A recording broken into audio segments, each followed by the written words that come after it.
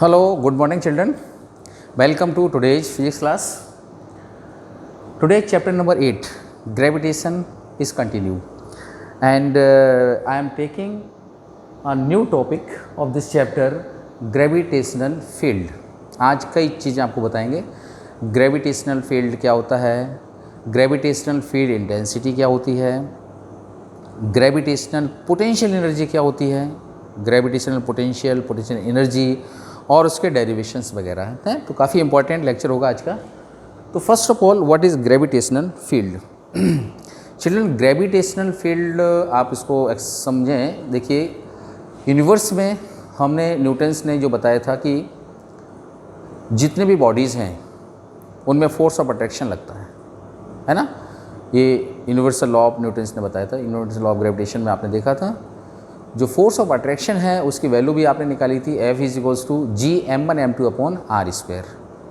m1 m2 mass of two bodies and r is the distance between them.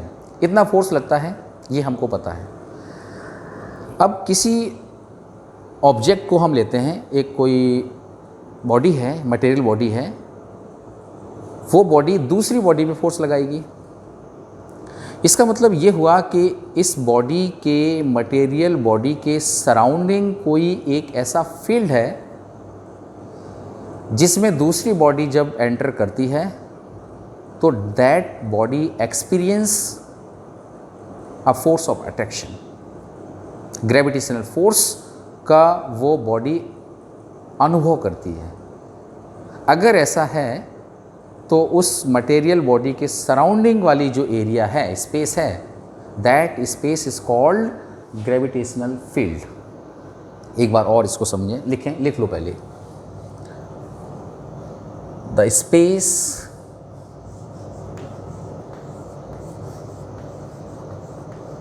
Surrounding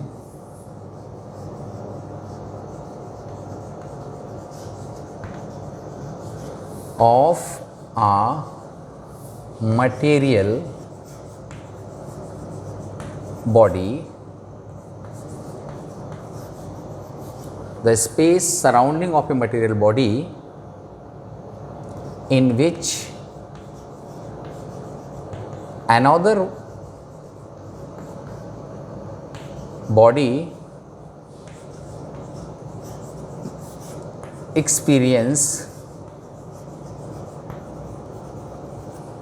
a force of attraction, a force of attraction. The space surrounding of a material body in which another body experience a force of attraction is called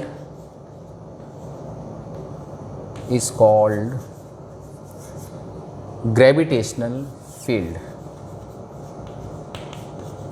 gravitational field, उसी को हम gravitational field कहेंगे. Listen one, दोबारा सुने इसमें. जैसे मान लीजिए ये कोई मटेरियल बॉडी है आपके पास. This is material body. Okay, जैसे कि कोई प्लैनेट हो सकता है ना, अर्थ भी हो सकती है. इस बॉडी के सराउंडिंग स्पेस में, सराउंडिंग यूनिवर्स के अंदर सराउंडिंग जो है बॉडी में एक स्पेस ऐसा है जिसमें कोई दूसरी बॉडी, सपोज दिस, जब आती है तो इनमें फोर्स ऑफ अट्रैक्शन लगेगा, फोर्स लगेगा. इस बॉडी को एक फोर्स चलेगा कि इस पर एक फोर्स लग रहा है. अगर ऐसा होता है तो हम कहेंगे कि ये बॉडी इसके स्पेस में है, इसके फील्ड में है, तो यहाँ पे इस बॉडी का फील्ड होगा. तो वही मैंने लिखा है, किसी स्पेस सराउंडिंग मटेरियल बॉडी के सराउंडिंग वो स्पेस जिसमें another body experience a force of attraction, that space is called gravitational field. okay, then field intensity की बात कर लो. gravitational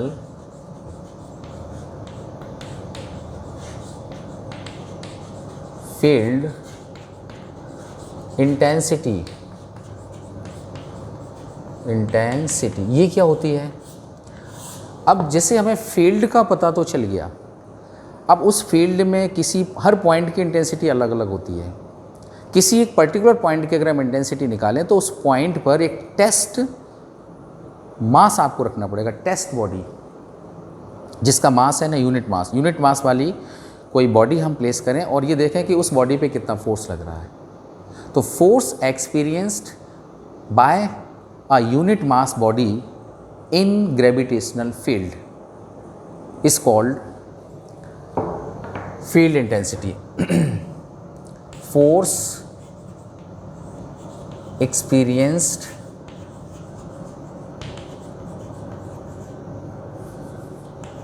by a unit mass body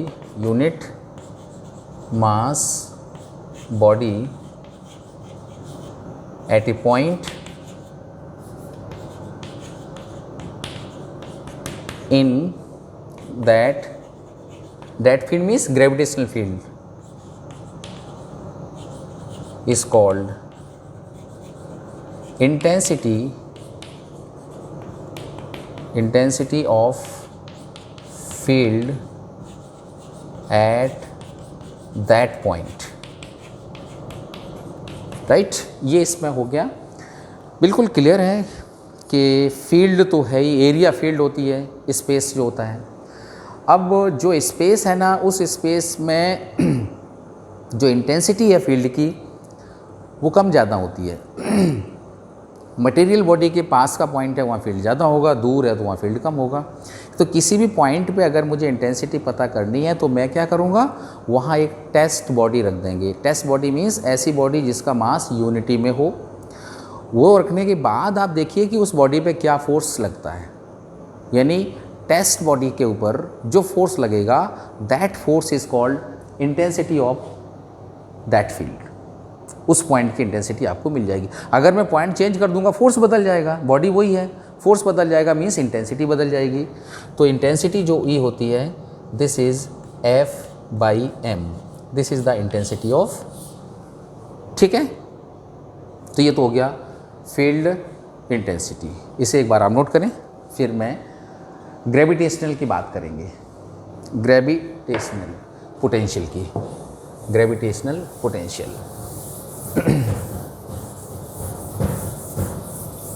gravitational potential ये क्या होता है? ग्रेविटेशनल पोटेंशियल जो है, जैसे कोई मटेरियल बॉडी है, सराउंडिंग ग्रेविटेशनल फील्ड है। अब एक यूनिट मास की बॉडी को इनफाइनाइट से फील्ड के अंदर लाने में जो वर्क डन होता है उसे हम बोलते हैं ग्रेविटेशनल पोटेंशियल। यानी अगर मैं इसको डिफाइन करूं तो ऐसे कहूँगा, gravitational potential at A point in gravitational field is defined as the amount of work done in bringing a unit test body from infinite to that point, right? इसको लिख लो पहले, फिर मैं एक बार और एक्सप्लेन करता हूँ। The gravitational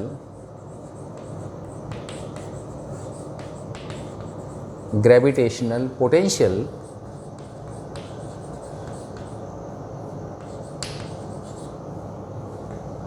of a point in gravitational field is defined as the amount of work done in bringing a unit mass body from infinity to that point। फिर से एक बात देखिए, मैंने ये कहा कि किसी ग्रेविटेशनल फील्ड के किसी पॉइंट की जो पोटेंशियल है वो किससे डिफाइन हो रही है? यूनिट मास बॉडी को इनफाइनाइट से उस पॉइंट तक लाने में वर्क डन, यानी work done in bringing a unit test body from infinity to that point in gravitational field. This work done is called gravitational potential. So आप इसको लिख सकते हैं potential, gravitational potential equals to W/m। अब work आपको करना पड़ेगा, so this is -W/m, this is potential. Then potential energy भी होती है, ग्रेविटेशनल पोटेंशियल एनर्जी, ये क्या होती है इसको देख लीजिए।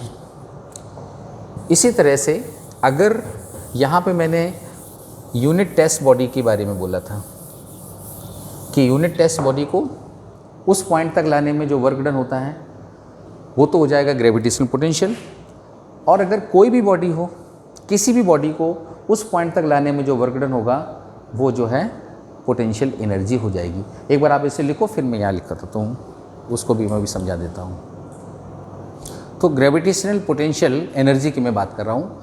ग्रेविटेशनल पोटेंशियल एनर्जी में क्या होगा कि इनफाइनाइट से उस पॉइंट तक किसी भी बॉडी को लाने में जो वर्क डन होता है, वहाँ तो मैंने यूनिट टेस्ट बॉडी का बोला था, है ना। पोटेंशियल में, पोटेंशियल एनर्जी में किसी भी बॉडी को उस पॉइंट तक लाने में जो वर्क डन होता है that is gravitational potential energy. मैं यहाँ उसका डेरिवेशन ले रहा हूँ कि इनफाइनाइट से उस पॉइंट तक लाने में जो वर्क डन है वो हम फाइंड करेंगे, उससे मुझे पोटेंशियल एनर्जी का डेरिवेशन मिलेगा, ठीक है। तो ये पोटेंशियल एनर्जी क्या होती है, आप इसको कैसे एक्सप्लेन करेंगे?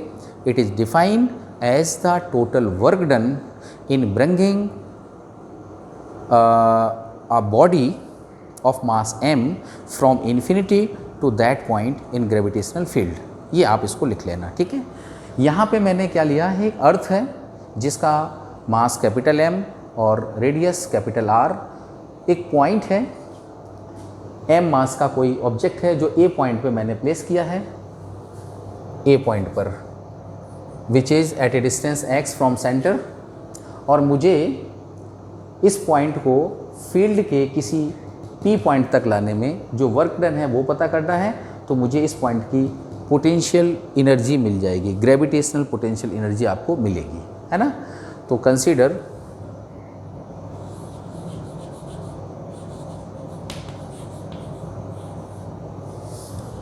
अर्थ, radius R and mass capital M। ये तो मैंने कंसिडर कर लिया, रेडियस उसकी R और मास उसका M। Another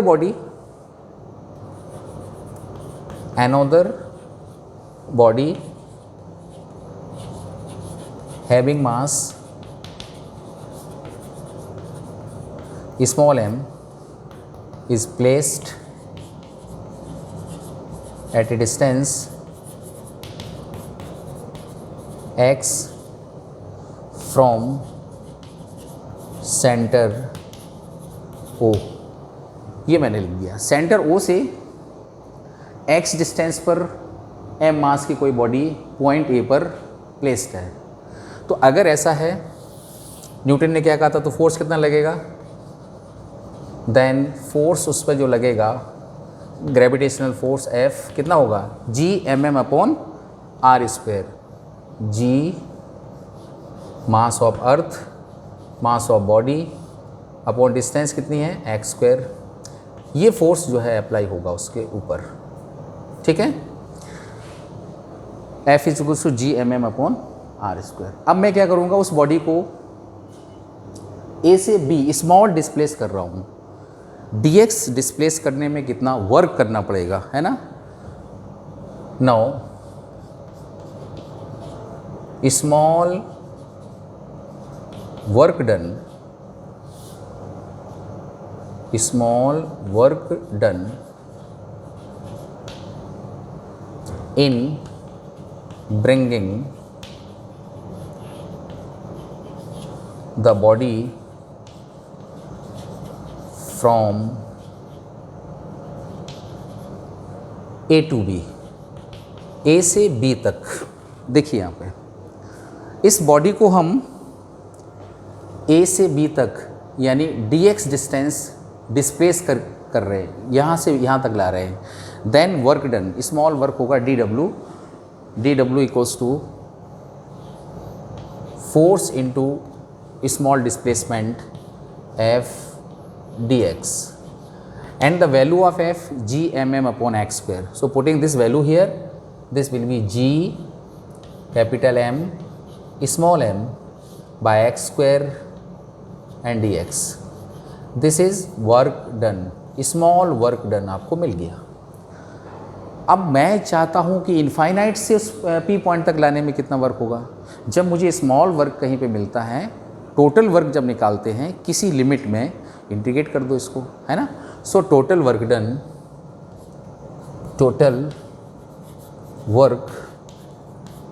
done in bringing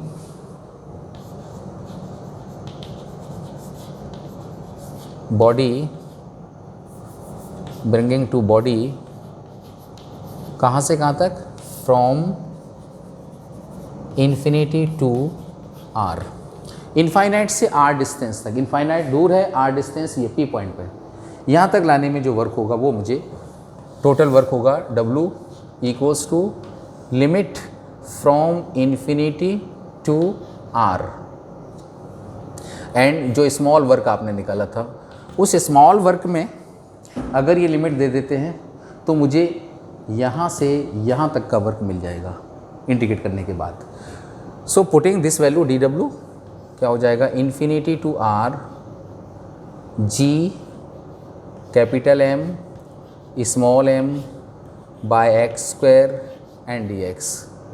W equals to G mm बाहर भेज दीजिए, G mm integration infinite to x dx by x square. dx by x square की वैल्यू कितनी होती है, यहाँ लिख देता हूँ, ये आपको इंटीग्रेशन में बताया गया था। dx बाई एक्स स्क्वायर होता है -1/x, ये ऊपर जाएगा -2 पावर +1 करेंगे, नीचे भी -1 हो जाएगा तो -1/x, यानी dx/x स्क्वायर की वैल्यू होती है -1/x। ये मैथमेटिकल टूल्स में आप देखना, वो वीडियो मैंने अपलोड किया है जिसमें इंटीग्रल वाला पार्ट है, वहाँ dx/x स्क्वायर की वैल्यू -1/x होगी। x to the power n का फॉर्मूला लगेगा, integration x to power n dx is equals to x to power n+1/n+1, ठीक है। तो यहाँ से आपको मिल जाएगा।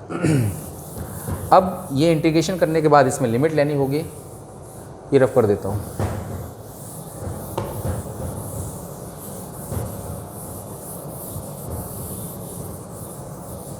चलिए यहाँ देखिए, so this W is equals to G mm G capital M small m, and integration इसका हमने बताया -1/x, and limit is from infinity to small r। Minus sign को तो आप बाहर भेज दीजिए,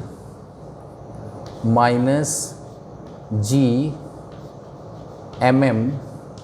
लिमिट लेने का तरीका क्या बताया था, first upper limit, then minus, then lower limit.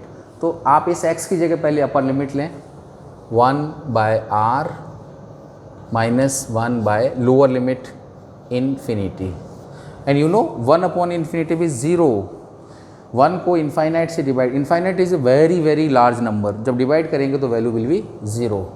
So this is -g mm upon r। W की वैल्यू आ रही है -g mm upon r, and you know definition में हमने क्या देखा, ये जो टोटल वर्क डन है, this work done is called gravitational potential energy. मैंने बोला था ना, इनफाइनाइट से फील्ड के किसी पॉइंट तक लाने में जो टोटल वर्क डन होता है, that work done is called gravitational potential energy, है ना। सो हम लिखेंगे this work is called gravitational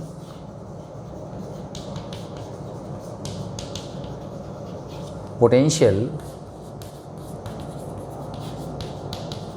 energy, gravitational potential energy. अब आप एनर्जी को किसी और नाम से भी लिख सकते हैं। So U equals to -g m m/r. This is the expression और derivation for gravitational potential energy. Clear? तो इसमें अभी हम एस्केप वेलोसिटी और लेंगे इस वीडियो में. ये बिल्कुल क्लियर होना चाहिए. देखिए इसमें gravitational field, field intensity, potential और पोटेंशियल एनर्जी.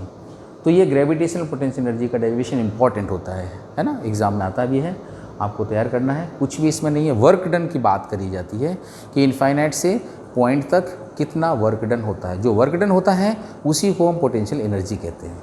ठीक है. और डेरिवेशन हमने इस तरह से देखा है. इनके डेरिवेशंस में इंटीग्रल की ज़रूरत पड़ती है. तो इसके लिए आपको मैथमेटिकल टूल्स का जो वीडियो नंबर 2 है वो आप देखेंगे तो उसमें आपको ये सारी चीज़ें मिल जाएंगी. ओके, ये आप नोट करें. फिर मैं एस्केप वेलोसिटी की बात करने वाला हूँ. आप एक बार इसको नोट कर लीजिए. यस चिल्ड्रन, अब आप आते हैं escape velocity. Escape velocity is a very important topic of this chapter. ये क्या होती है पहले तो हमें ये देखना है, देन इसका डेरिवेशन क्या होता है ना. तो we are moving on escape velocity. So escape velocity होती है, पहले इसको समझने की कोशिश करें. अर्थ के सरफेस से अगर मैं किसी बॉडी को वर्टिकली अपवर्ड अगर प्रोजेक्ट करते हैं, वर्टिकली अपवर्ड, तो कुछ हाइट तक जाने के बाद वापस आ जाती है ड्यू टू ग्रेविटी. ऑब्वियस है कि अर्थ उसको अपनी ओर अट्रैक्ट करती है तो वो बॉडी ज़मीन पर आ जाती है. If we increase the velocity तो ये ऑब्जेक्ट कुछ ज़्यादा हाइट तक जाएगा लेकिन कम बैक अर्थ की सरफेस पे वापस आ जाएगा. If we increase the velocity of projection much, पहले से बहुत ज़्यादा अगर मैं कर देता हूँ तो ये जो है हो सकता है कि ये वापस ना आए. तो अगर मैं ये कहूँ कि वो कौन सी वेलोसिटी है जो देने से बॉडी जो है अर्थ पर वापस नहीं आती है, वो मिनिमम वेलोसिटी ही एस्केप वेलोसिटी कहलाती है ना. तो अगर हम आपसे कहें कि व्हाट इज एस्केप वेलोसिटी तो आप बोलेंगे the minimum velocity by which if an object is projected from the surface of earth that object does not come back to the surface of earth, then that minimum velocity is called escape velocity. ठीक है. तो पहले इसको लिख लो, फिर मैं एक बार और एक्सप्लेन कर देता हूँ. The minimum velocity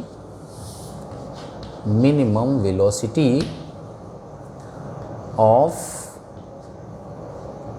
object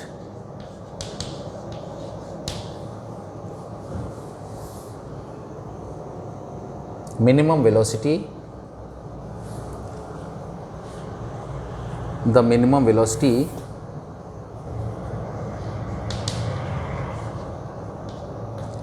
by which if an object is projected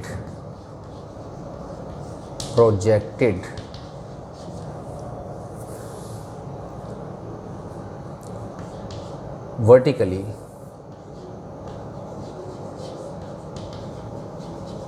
upward and it does not come back to the earth, then this velocity is called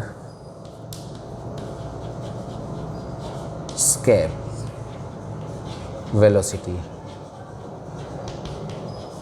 VE इसको E से BE से डिनोट करते हैं. तो ये इसकी डेफिनेशन तो नहीं कहेंगे, एक्सप्लेन किया मैंने इसको कि मिनिमम वो वेलोसिटी जिससे किसी ऑब्जेक्ट को अगर हम प्रोजेक्ट करते हैं and it does not come back to the surface of earth, then this minimum velocity is called escape velocity, right?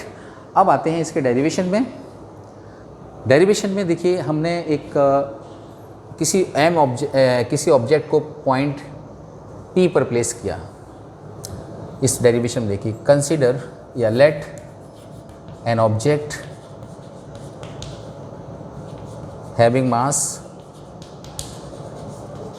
m is placed at P point पर रखा है, तो इस पर फोर्स कितना लगेगा? तो इस पर जो फोर्स लगेगा वो हो जाएगा G m upon x square, ये फोर्स लगेगा। अब अगर इस ऑब्जेक्ट को मैं P से Q तक ले जाएं तो कितना वर्क करना पड़ेगा? Now work done from P to Q, small work done dW equals to F into dx, ये हो जाएगा G mm upon x square into dx। Total work अगर हम बॉडी को सरफेस से इनफाइनाइट तक ले जाएं, टोटल वर्क W बॉडी को इनफाइनाइट R से लेकर के, सरफेस से लेकर के इनफाइनाइट तक ले जाएं तो कितना वर्क होगा? यहाँ देखिए आप, इसी ऑब्जेक्ट को हम जो है सरफेस से इनफाइनाइट तक ले जाना चाहते हैं, वो उसके फील्ड को क्रॉस करेगी तब। तो this W equals to infinite नहीं R to infinite, and dW की वैल्यू है G mm by x square and dx। तो पीछे जो हमने डेरिवेशन किया था बिल्कुल उसी तरह का है, और इसका इंटीग्रेशन -1 अपॉन एक्स होगा, लिमिट R से इन्फिनेटिव, तो ये हो जाएगा G m -1 upon infinitive -1 upon R, ये ज़ीरो हो जाएगा, माइनस माइनस प्लस, सो W की वैल्यू आ जाएगी G m upon R। Number 1, इतना वर्क आपको करेगा अगर हम ऑब्जेक्ट को सरफेस से इनफाइनाइट भेजना चाहते हैं। एंड चिल्ड्रन, बॉडी अगर एस्केप करती है, सरफेस को एस्केप करती है, तो इसके लिए उसकी जो काइनेटिक एनर्जी है वो रिस्पॉन्सिबल होती है। Kinetic energy is responsible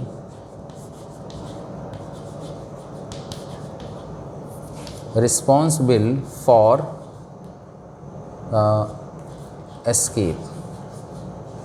escape करने के लिए काइनेटिक एनर्जी रिस्पॉन्सिबल होती है। तो अब हम काइनेटिक एनर्जी का इसमें इस्तेमाल करेंगे। सो